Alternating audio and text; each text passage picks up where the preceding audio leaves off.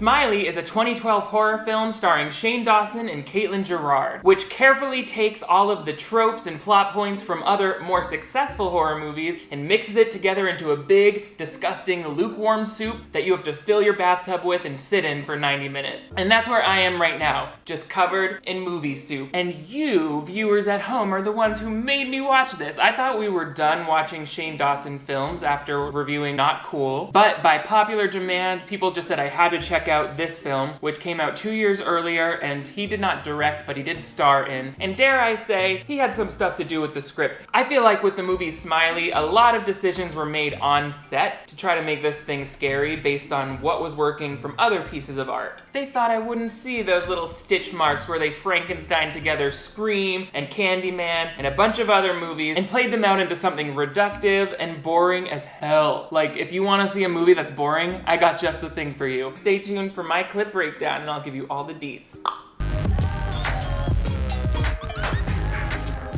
Hello television viewers, my name is Nick. Thank you so much for joining me once again on my channel for another clip breakdown of a Shane Dawson movie, no less. Clip Breakdown is the playlist where I dive into our favorite movies and see what I like about them, what I feel could be better, and why everyone who's watching my videos needs to care. So make sure you give this video a big thumbs up if you want to see even more in this series. Also give me your recommendations in the comments below. But most importantly, if you're new to my channel, I would love to have you click that subscribe button right down here. That way you never miss new videos from me. I upload 2 new ones every week, so turn on the notifications. That way you'll always be right here in the mix when I upload a new one. I don't think I've ever seen my hands move that fast. I looked like a hummingbird. I watched this movie over the course of 3 days. I could only take about 30 minutes at a time before I was like, oh my god, boo. I thought that Lifetime and Hallmark movies were famous for having every scene just be a long, boring conversation. That dialogue was very succinct compared to the overwritten schlop that I heard in this movie SMILEY. You know those people like a college freshman who just took their first philosophy class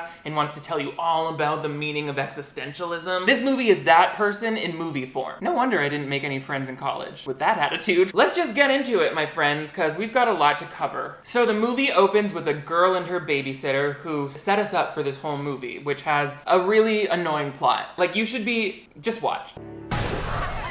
I had to get your attention somehow. It's not funny. Who are you texting anyway? Your boyfriend? More of these bizarre, straight-to-camera close-ups that we get in low-budget movies. Nothing freaks me out more than someone talking directly into my soul when they're supposed to be speaking to another character. I think it has to do with the limited amount of physical space that they were shooting in. Either way, we meet this black-haired girl and her 8-year-old friend? No.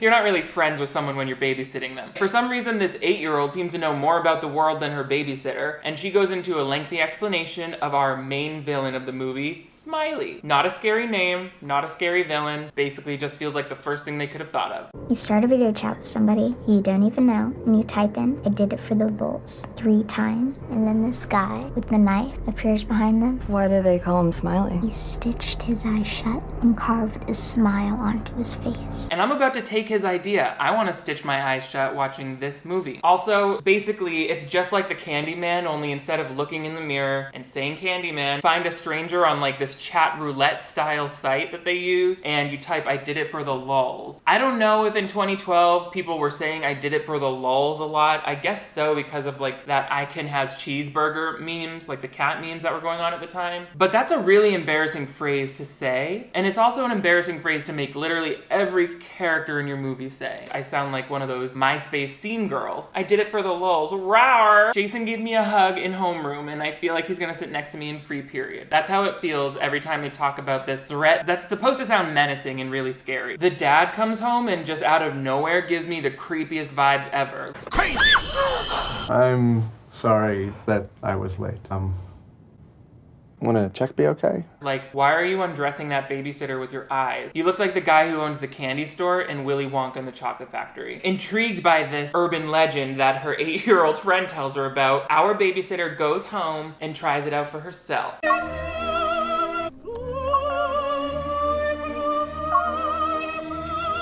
I love this chat message so much. You're really pretty. Thanks, I like your glasses. Too bad I have to kill you. You're really pretty. Too bad I have to kill you should be the national anthem for every straight man in America. Because they seem to not be able to stop murdering women. Am I right, ladies? Anyway, the stranger types I did it for the lulz all these times, and surprise, surprise, Smiley comes up behind our babysitter and kills her with a knife. So many times throughout this movie, you see the guy in the mask come up behind the victim in a computer chair and just jump cut into stabbing them. They're the most anticlimactic kills ever. They're not gory, which I guess is good because it's supposed to be like a teen movie, but oh my god, it's like, if you're showing me the same thing every time someone dies in your movie, aren't you getting bored putting that on camera? One of the best things about a slasher movie are all of the creative kills, and this movie deigns to call itself a slasher movie when it really just has like the words of a slasher movie with none of the slashing. Anyway, we jump cut in an undisclosed period of time, and we meet our main character, Ashley, who is played by Caitlin Gerard, and her new roommate, Proxy. Yeah, I think they're trying to let on that she's like a computer type person because they named her Proxy. It's a nickname, I guess. But either way, she's played by Melanie Papalia, who is actually a really big actress now. She's been in a lot of movies more recently and TV shows. Caitlin Gerard's in a lot too. We learned from their previous conversation that Ashley is moving into this apartment with Proxy for the first time after having a rough couple years, apparently after losing her mom, but we don't know how yet. Her dad just drops her off at a new house with a single box and doesn't even come inside with her. He's like, all right, I hope you don't have another mental breakdown because your mom's dead. Either way, here's your one thing, and I'm gonna leave. I guess we don't need to build up the father-daughter relationship too much because we spend so much time having this professor later on talk about intellectual college lecture type stuff. It's like they wanted to give you a full college lecture in the course of this 90-minute movie. And I'm not here for that, okay? I already went to college, and I learned everything that I need to know, such as water boils at 100 degrees Fahrenheit. I went to art school, okay? Don't ask me about degrees. There's no time spent building up these relationships. She's like, oh, welcome home. You're in college now. College starts tomorrow. Let's go to a party. There's so much online. I kind of feel like I already know you. I have a party to get to. I mean, you wouldn't want to come with, would you? Isn't it a school night? Yeah, it's college. I can do whatever I want. Yes. I accept your invitation. Lovely.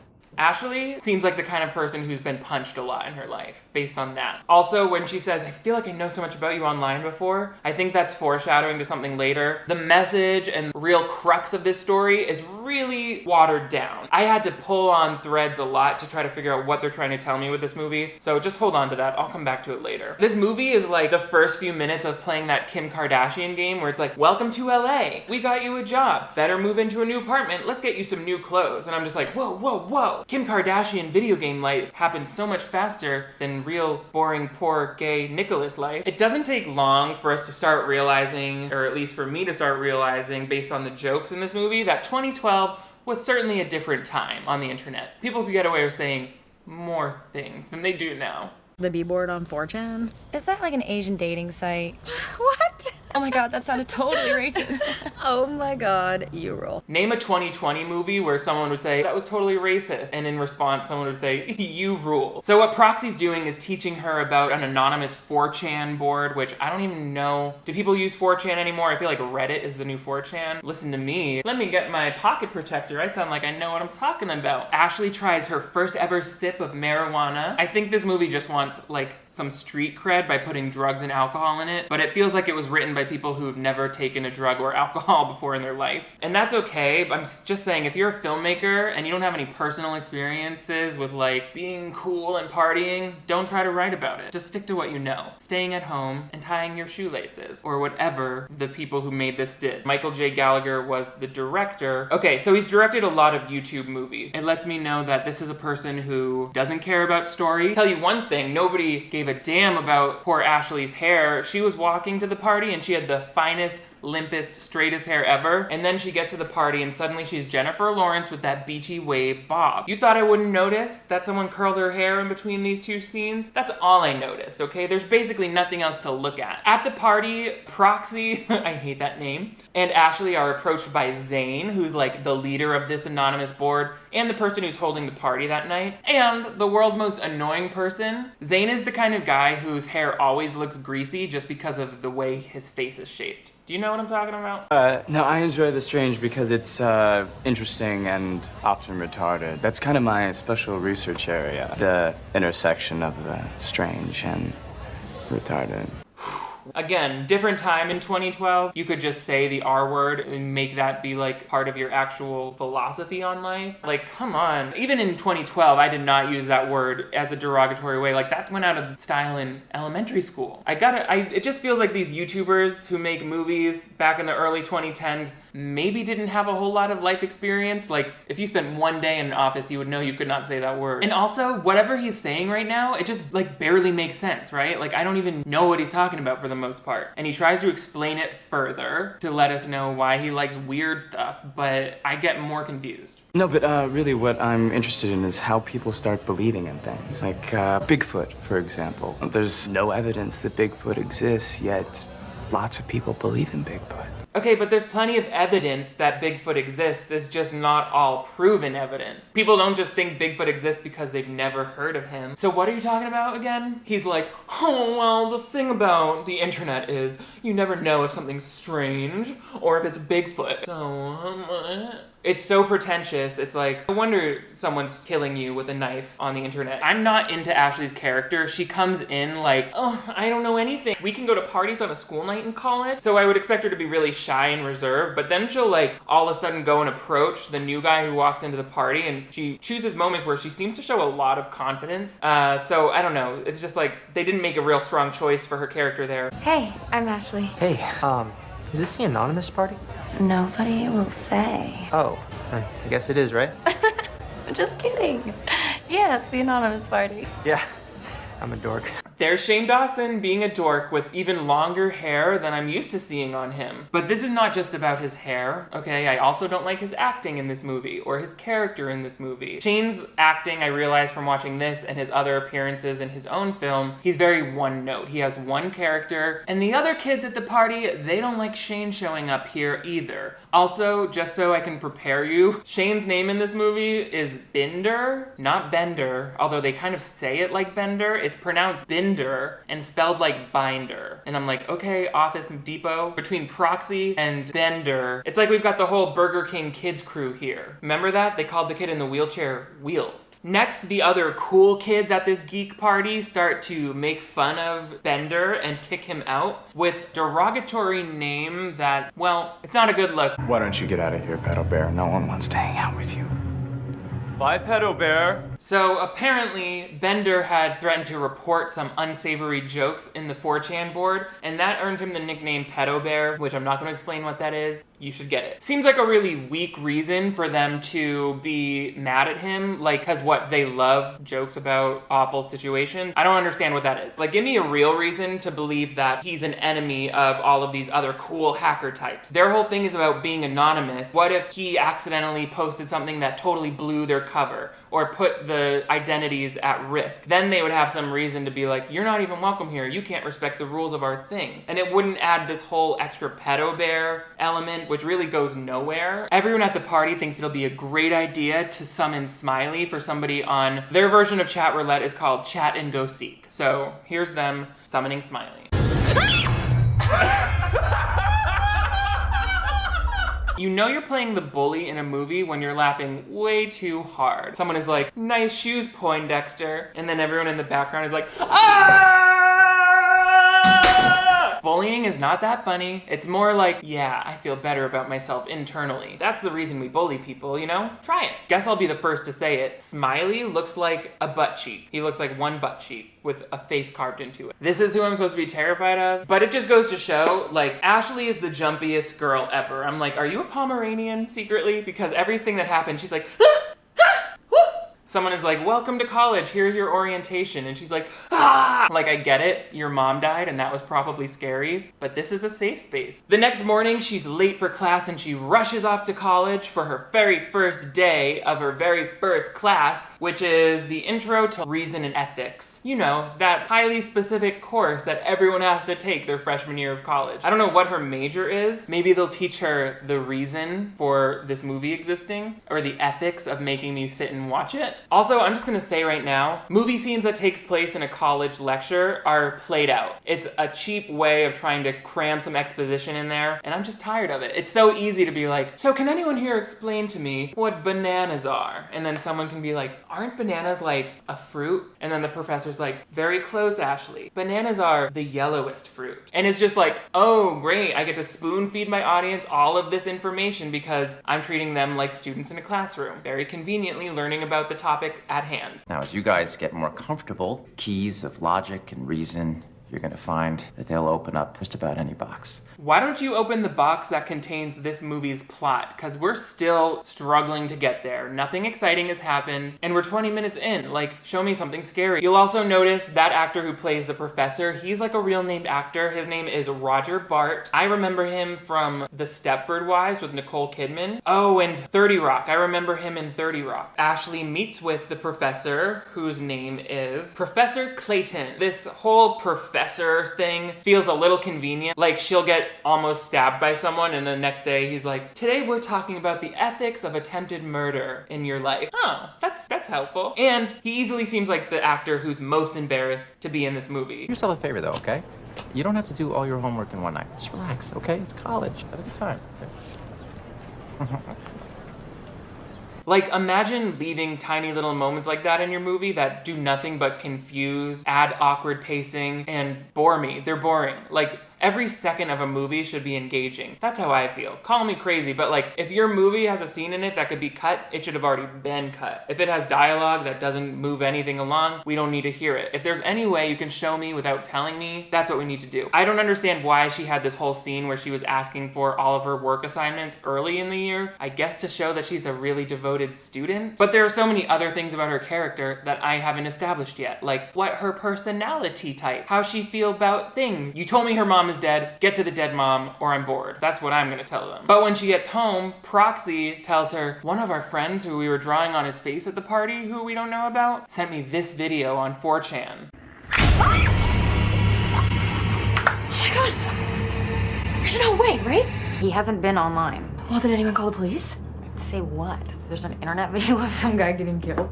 Yeah, say that. It happens a lot. If you see a video online of someone apparently being killed, you can call the police for that. Also, how many times is Ashley gonna scream at the same visual gag of someone sitting at the computer and then Smiley coming up and stabbing them? It's like, at this point, you already know what's gonna happen, girl. This screensaver been on for a minute, but every time she's like, oh my god, was that real? I don't know. It looks just as real as when I take Halloween blood and push it out of my mouth. And we get some more inconsistent character stuff from Ashley. Like, she's visibly distressed from seeing that video. She wants to call the cops. She's like, 911, Army, Marines, Air Force, Santa Claus, get everybody out here and let's figure out how real this is. And then the friend will talk to her for 1 second and then she's like, no, it would be fun. Hey, you know, I know how we could find out for real. How to do it? Do it, nothing happens. Because that way we'll know it's fake for sure. And suddenly Ashley's all on board. She's like, oh yeah, let's try it ourselves. This thing that I'm terrified about. I don't even know from like the character's perspective, like how convinced are you that this YouTube video is actually a real person you know getting murdered? And wouldn't there be other ways of figuring that out? But I'm guessing Gallagher, the director of this film, was like, you know what? It's been 30 seconds since we saw Smiley killing somebody, and I feel like that's the most important part of this. People love it when it's dark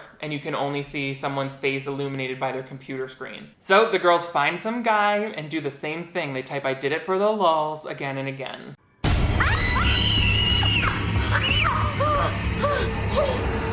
can see us! Ladies, I'm gonna need you to stop screaming at your computer every time this happens. By now, I'm not joking, we've seen people die the same way 4 times in a slasher film. If it's an internet-based killing, couldn't there be so many other cool ways of showing it? It doesn't need to always be from the webcam perspective. We can go and see the other person doing their thing. And we have a twist ending later on that kind of tells you why all of this is unfolding the way it is. But that doesn't make the movie more interesting. That just makes an excuse for why the movie is so boring. We'll get to that later. Ashley and apparently Proxy are all sorts of freaked out because they think they may have just actually killed somebody using Smiley and summoning him with the lulz. That's when we see Ashley's dad for the first time. He's calling to check up on her. Reminder, this is only her 2nd day at college.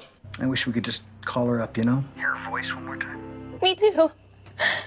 So in this phone call, it's revealed that Ashley's mom took her own life several years ago, and that's been really hard for everybody. And my issue here is it's just like a dead parent cliche for no reason. And they could have extrapolated on this a lot more. Basically in this call, he's like, oh, I just wish we could hear her voice one more time. And she's like, I do too. But then we never talk about this woman's dead mom ever again. She's like, actually, that phone call was all the closure I needed. Let's go have ice cream. When they could have brought it back much later in the climax, and I'll point out where, but like this whole thing about wanting to hear her mom's voice for the last time, that's like an emotionally potent thing. It's powerful. Seeing Ashley almost crying about her dead mom, I'm like, this is the first bit of humanity this character's shown us, other than, I don't know how to smoke weed and I go to parties on school nights, but I don't want to. All of those things are just cliches that we've seen in every other movie. Not that the dead mom thing is way better, but at least it's interesting. But the next day, we're back in class, baby, and suddenly we're learning about science and some other topics that I definitely picked up my freshman year of high school, so I'm not sure how accredited this university is. Who can tell me what we mean by the scientific method?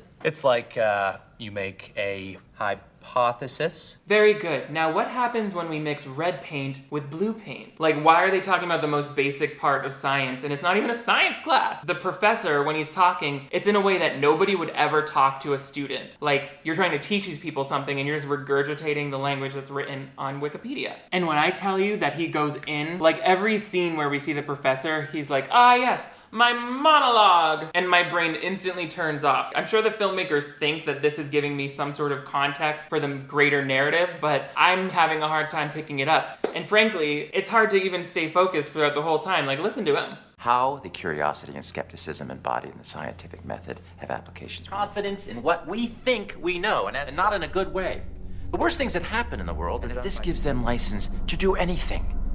Because they can. Hi, yes, Professor, can you please open that window so I can climb out of it? Thank you. I shouldn't be as bored watching this movie as I feel sitting in an actual class, right? Like, anytime you, like, what? You're having the professor talk for like 10 minutes unbroken about the applications of the scientific method as though I'm supposed to draw some parallel from way over here and be like, oh yes, that's what Smiley's doing with his postmodern expression of internet murder. You're joking me. You're joking me. You're joking me. Ashley somehow understands what's going on in these lectures. I sure hope she does, because it seems to be inspiring her to learn more about Smiley, who she's still racked with guilt not knowing if somebody was killed by her hand or not. So she goes to the library to do some research, where we see our favorite character, Bender, who is just such a dork. You know, he works at the college. He calls himself a computer nerd so many times in this movie that I'm actually convinced they weren't sure we would understand whether the character knows how to use computers unless he said it. Can you have him talking about computer stuff and I'll be like, oh, he knows all about computers. But every time he introduces himself, he's like, I'm not like other guys, I'm more of a computer nerd. You're probably into like cool guys, but I'm a computer nerd. Flat ironing my hair like a computer nerd. I think Smiley's only real when people make him real. It's like all the evil around the internet found one place to hide, and then people have just made it become something. Do you think he's real? I don't know if Smiley's real. I mean, I think the videos are real. That probably doesn't make any sense. No, I think I know what you mean. Oh, really? Because I think I don't know what you mean. And I would argue that even you don't know what you mean. I also can't get past the fact that Shane Dawson uses the same voice that he uses in conspiracy videos. Exploring a conspiracy involving one of my favorite places ever. I've never liked when Shane puts on that fake voice that he does when he's talking about mysterious or creepy topics. And every single time we talk to somebody about Smiley, they go off on some intellectual aside. They're like soliloquy on Smiley's meaning in the universe and how he's really talking about the state of permanence in the society of surveillance. Well, I'm so glad Smiley got his GED and is ready to regale us with all of his intellectuality. Ashley is still really nervous, but Proxy convinces her to go to a party anyway. And Ashley, in an attempt to become the most uncool character ever, starts cleaning up at a stranger's party. The walls 3 times, and then Smiley came up behind him and he killed him.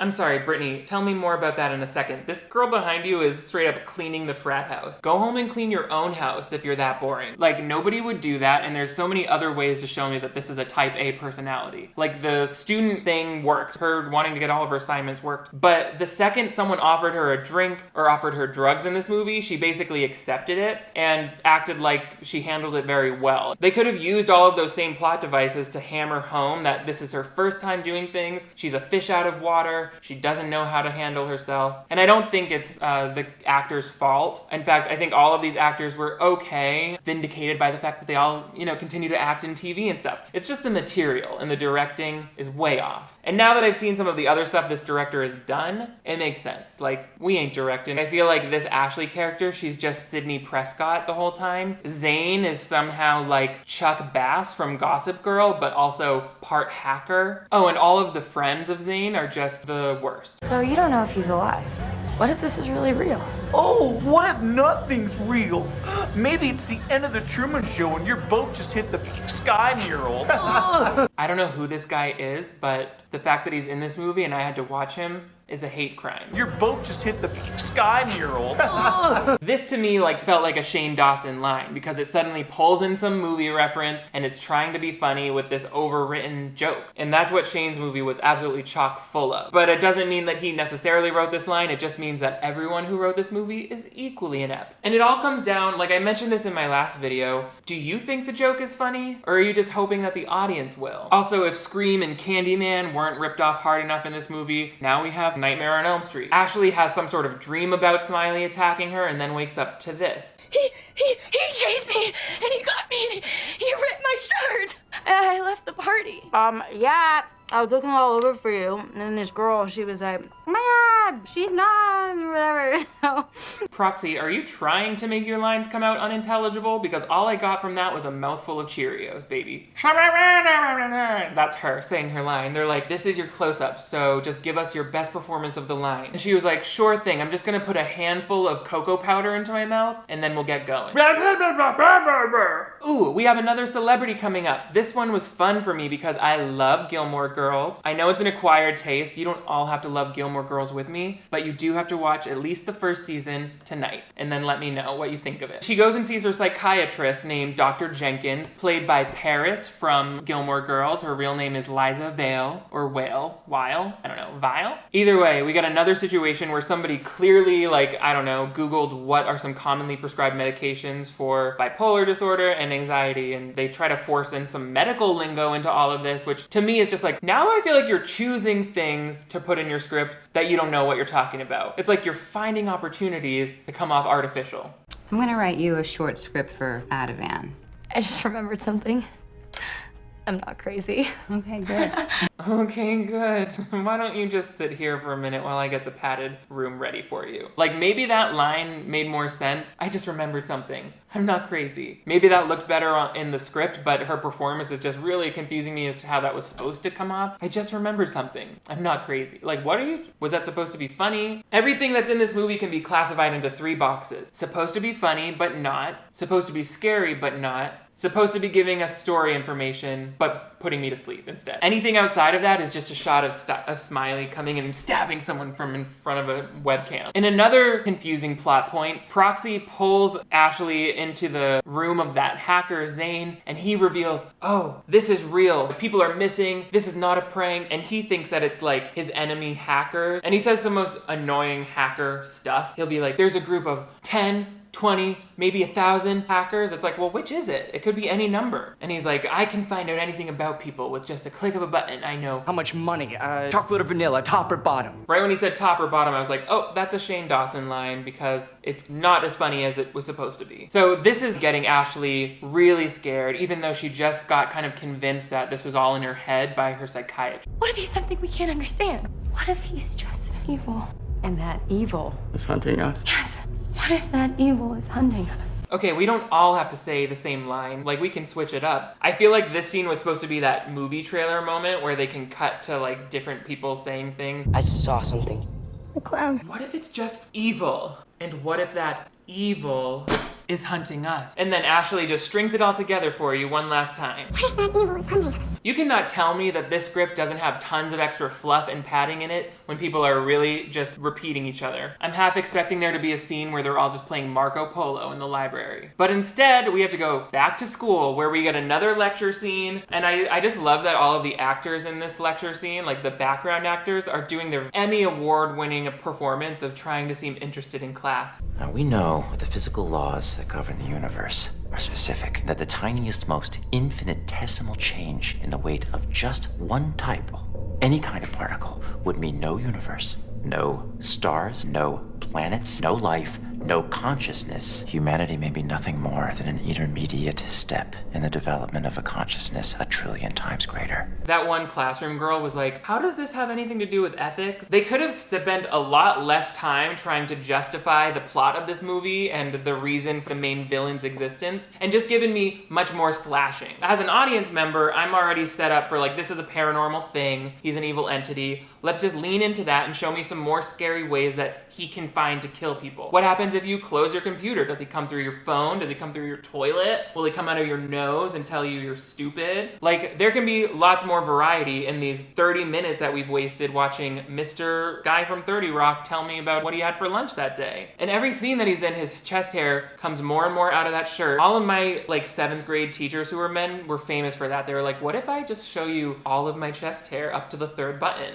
And young closeted gay me was like, I am here for this. Ashley goes back on chat roulette to learn more about Smiley, and she somehow happens upon Smiley himself sitting in silhouette. And he's like, what do you think I am? Do you want me to visit you again? And I'm like, it couldn't hurt. Could do something that I could watch and enjoy on the screen. That would be great. Freaked out more than ever, Ashley goes back to her doctor for another pointless scene with some just routine med adjustments. What you're saying makes me very concerned. The good news is that you know it doesn't make sense. Tomorrow we're going to talk about checking you in for another evaluation. But I don't want to go for another. We talk about it tomorrow, or we do it today. Oh, that's a very threatening way of giving me life-saving help. Thank you, doctor. Also, here's a helpful tip for any of you doctors who are watching. You don't need to tell your patient every single thing. She's like, by my calculations, you're 80% crazy, and we're losing progress fast. But the good news is I'm gonna put you back in a loony bin as soon as you come back tomorrow. So have a good night. Maybe just keep that in your head and write it in your notes, because you're probably freaking out the girl a little. She's like, I learned great psychiatry skills in my logic and ethics class where we talked about black holes for days and days. We could have easily found out some other way that, oh, she has one more night to figure this out before she's being sent back to the hospital. Or since she's already been kind of in school and then dropped out because of a mental illness,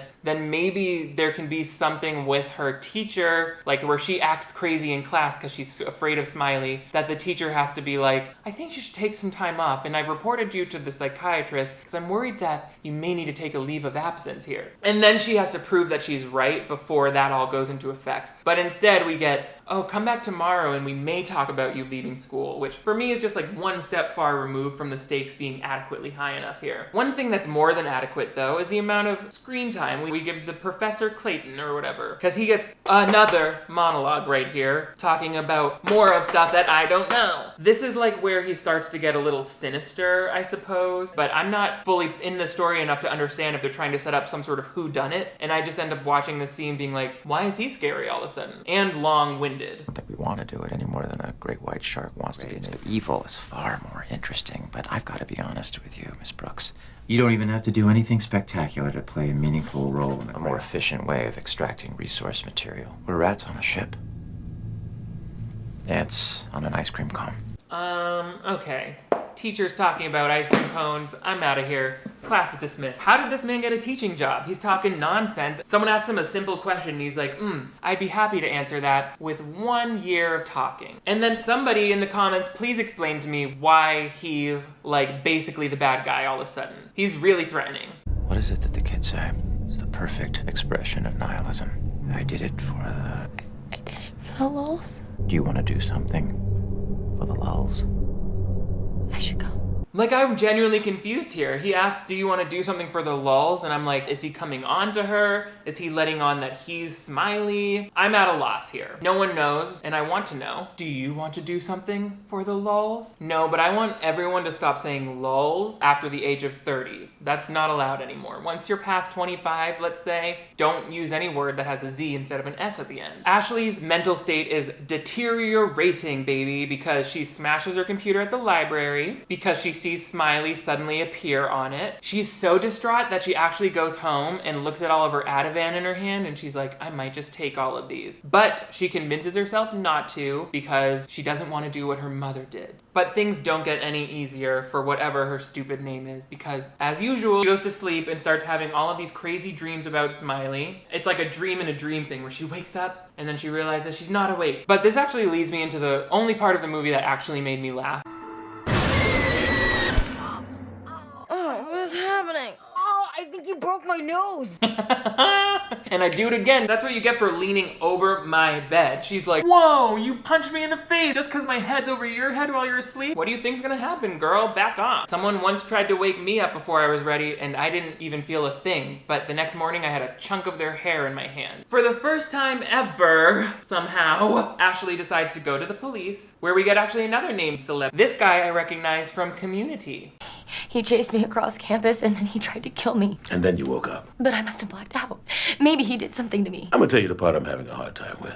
All of it. You look like a nice girl that nobody would want to hurt. Are you on the wrong end of some kind of prank? Now, I'm not saying that victims go unbelieved all the time, because it's a huge problem, especially on college campuses. But that sounds a lot like a serious issue that the college should look into, but he's very sure that it's a prank. They add in all of these authority figures, apparently, to try to make it seem like nobody will help them. They have to handle this on their own. But that reasoning for why nobody's giving any help to this poor girl is not clear to me. With Candyman, like urban legend of Candyman, was being tied to all of this socioeconomic turmoil. Many people thought that the Candyman was actually something made up to cover up gang violence or murders that were happening for other reasons. But because the police told her she's crazy, Ashley starts to actually believe it. Maybe I've been having trouble with what's real and what's not. That's a scary thing to do. Admit that your perceptions are in conflict with objective reality. I said it once, I'm gonna say it again. What doctor talks to their patient like that? That's a tough thing to admit, that your perception is in conflict with objective reality. Are you a robot sent here to kill me? Because that's not the words a human would use to someone who's in need of comfort right now. Bender gives Ashley a new computer because she smashed her other one while she was in the library. And he's like, this one is completely secure. It's got a firewall, it's got encryption, it's got all of these other things that every computer has. And that's when they finally, now, with only 12 minutes left in the movie, start to tease out this love story. I would have probably got that relationship heated up a little bit earlier in the film, but again, I don't know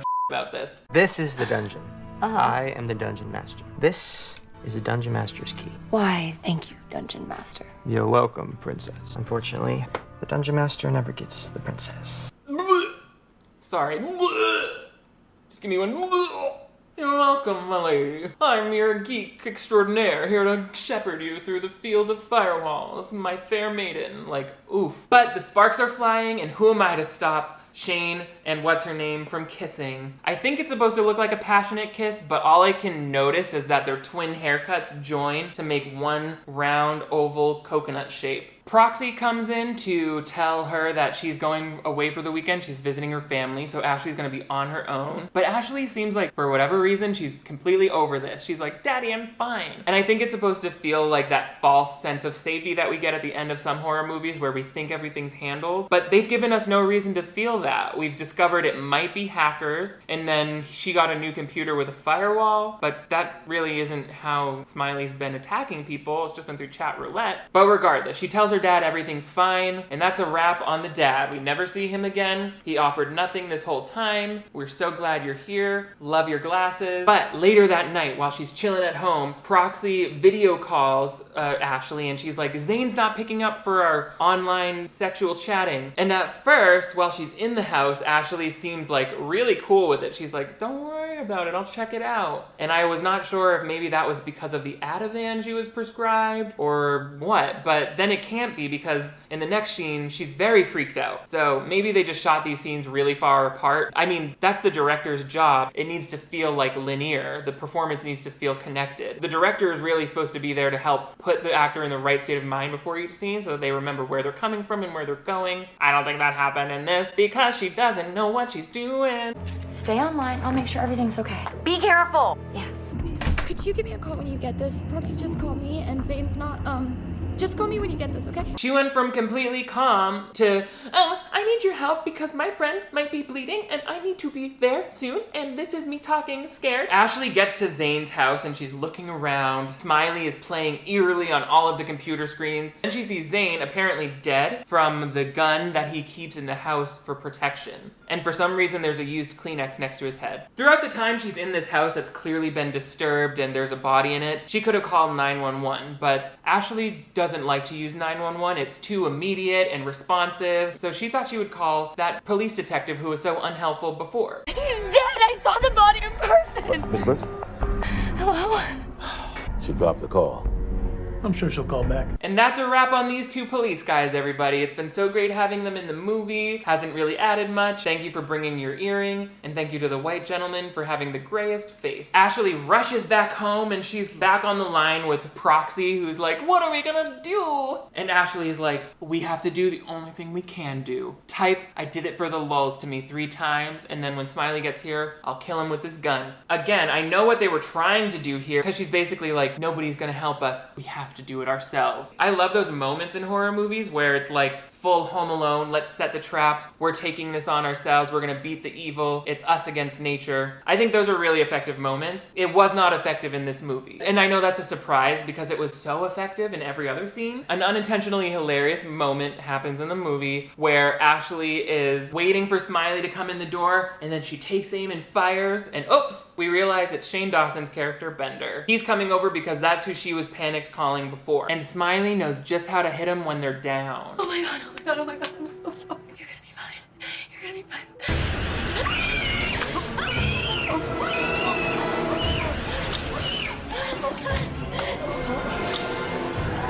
Oh, I hate this so much. They were like, we're gonna do one good blood effect this whole movie and we're gonna completely ruin it. A live throat cut like that is really complicated. I had to do one on a movie I worked in college and it was like months of planning because you have to create a latex patch with a slit in it, and then I created a pumping system that went underneath it to a flat tube, and that was all filled up with blood, so as soon as the knife drew across it, I let the blood go and it spurts out. It's an issue for shooting because you really only have one shot at getting it to look right. Otherwise, you have to clean up all of the blood on the person's costume and on the set. You have to remove that prosthetic because it gets all filled with blood and reapply it. It takes hours. So on a busy shooting schedule, like most independent films are on, and clearly they were not taking their time with shooting this. This was a rushed shoot. They had only one shot to get it right. You can tell. But you can also tell that they tried to just get multiple takes out of the same shot. And it doesn't make any sense for how knives work. Like you see the knife come across and the blood starts to come out, and then the hand goes right back, blocking that beautiful blood effect to drag the knife across again. And then it goes across again. And the reason they're doing that is because the director was just there shooting and he, as the blood was still flowing, he's like, okay, give us another cut. Hoping that if the first one, for whatever reason, didn't work, where we see that clean slice and the blood coming out, if that didn't work, you have some other shots where you can cut to pulling and just kind of revealing all that blood pouring out. I don't think we were ever intended to see it go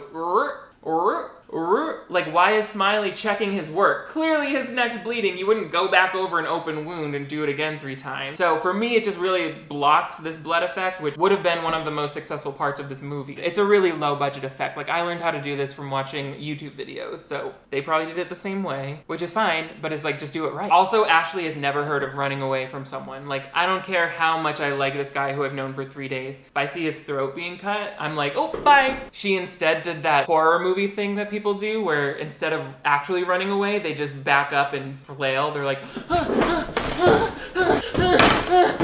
It's like, the door is that way, sweetheart. There's a big glowing red exit sign over it and you gotta make your way there. Rearranging your tea set is not gonna help you at this time. So Ashley's running through the house. Everything is scary. Who knows what's going on? And then she gets up to the bedroom and we don't know how we're gonna make it out of this because suddenly there are multiple Smileys coming in and cornering her. And she's basically surrounded. So she takes another thing that she stole from the movie Halloween, where you're cornered in the upstairs and the like final girl of the movie just books it out the window. It was also used in Hereditary. I love it because it's like, I can picture like if you're in a life or death panic situation and you're like literal fight, flight, or die, you would shatter through a window just to escape. Here, the CGI is not good.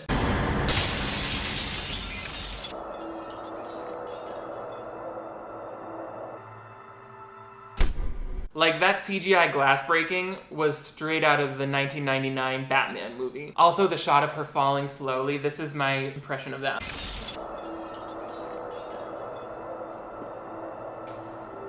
At this point in the movie, we have to presume that Ashley is actually dead. That's right, another main character perished before our eyes, gone too soon. And already I'm like, well, that was a waste. And it just completely neglects this whole B story that we had going on about her mother who died by suicide. And I'm like, remember when she said she wished she could hear her mother's voice one more time? Why didn't we do something with that? Like, what if in the climax of this movie, she hears her mother's voice come through, or something happens where her dad's life is in danger and she's at risk of losing both of her parents if Smiley goes and gets her dad. Like, that would have tied everything together for me and been like, that's why we met the dad in the first place. That's why we heard about the mom in the first place. And then Ashley has to go like outside of her comfort zone as a shy girl to defeat Smiley and save her dad. Like, that would have been cool character progression for her. And we still could have had it end with her falling out the window and dying. But it happened this way. We know that she's presumed dead because we go back to this, oh my god, we go back to this lecture in the class and the guy is being like, we don't know why this happened. It's just because they could. And we see Ashley's empty chair. But that's sort of a time jump because then we flash back to right after the incident. This is where we get our twist ending. Someone flicks on the light and it turns out this was not a supernatural happening whatsoever. Instead, everyone we've met in the movie so far, like Zane, his dumb friends, even the babysitter from the beginning of the movie, they all start unmasking and we realize this has all been set up. Oh my god, shut up, it's over. What do you mean it's over? She fell on her head and now she's dead.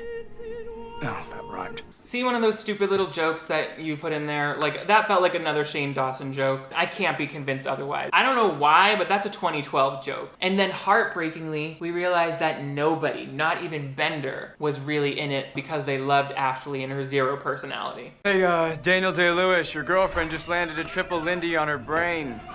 Come on, I didn't even get a fucker. Ugh, so cringy, that line. It makes me so cringy. Also, I don't know what's up with this one particular shot, but Shane looks exactly like the Teen Wolf, doesn't he? Maybe it's the hair. You know, from the Munsters? He's giving me that. So why would these young people single out this poor innocent girl? Well, it's very simple and easy to understand, and you'll accept it. Because, I mean, there's only one reason to troll. For lols. For lols! It's only a matter of time before the copycats start rolling in. The first viral serial killer. Oh god, something tells me Smiley's gonna be really popular this Halloween. Yep, they did it for the lulz. All of these murders were just to start a viral serial killer. But there is no serial killer yet because the only person who actually died so far is Ashley, and she wasn't murdered by anybody. Also, she's dead and didn't really get a chance to tell anybody about this experience. Also, the fact that we see everyone who's ever been killed on camera, are these people all just faking their deaths and then really hiding from their friends and family forever? Like, the police know about this. The viral serial killer thing, it just doesn't make sense. And maybe it's not exactly what we think it is. Maybe there's some truth to just because you think and talk about it enough, it becomes real. Because Zane is talking to Proxy, and ba-dum-boom, she's stabbed by Smiley. And Zane's like, what? Smiley's real? Oh, and then there's an end credit scene where Ashley opens up her eyes, which opens us up for a sequel. Spoiler alert, the sequel does not happen. And in fact, the opposite happens. The movie came out, Everyone begged to forget about it. There's so many plot holes, even that twist ending, which again was ripped off by The Strangers, I feel like. And I love low budget horror movies. They could have made this a good low budget horror movie if they cared about the story. I even thought while they were showing me this, like, oh, it would be an interesting concept, but this lame looking Smiley character who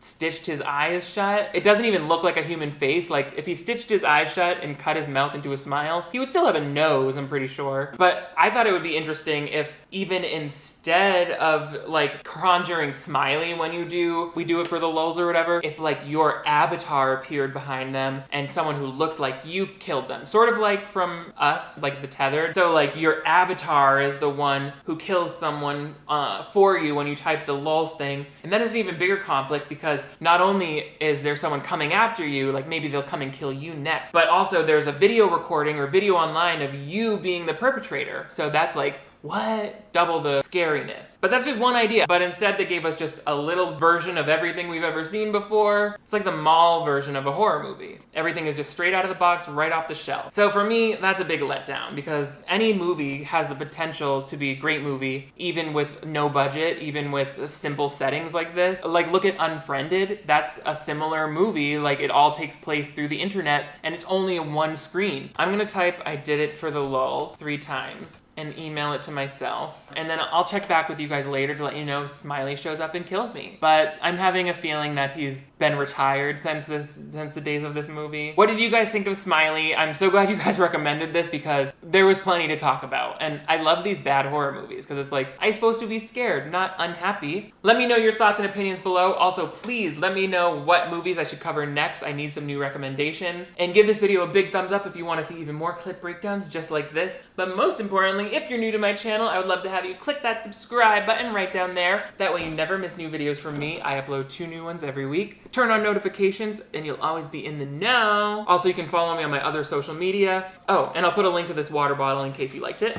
You guys are all the greatest. Thank you for getting smiley with me today. I'll see you next time. Bye.